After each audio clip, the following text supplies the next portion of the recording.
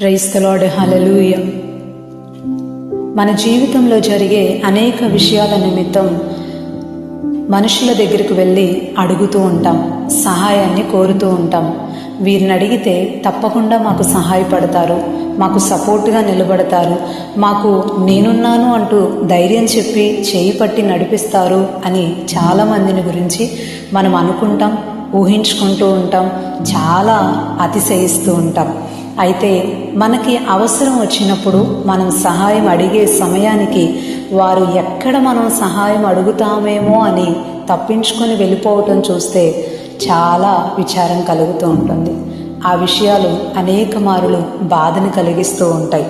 అయితే దేవుని వాక్యం సెలవిస్తూ ఉంది, మనం ఆరాధించే దేవుడు మనం అడుగు వాటికంటే, ఊహించే వాటికంటే అత్యధికంగా చేయటానికి శక్తి గలవాడు అని.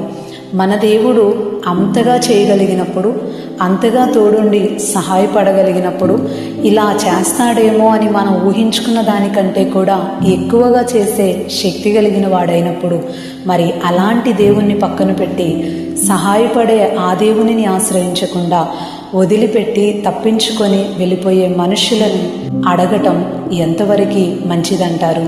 సమస్తాన్ని శక్తివంతంగా జరిగించే దేవునినే మనం ఆశ్రయిద్దాం. ఆమెన్.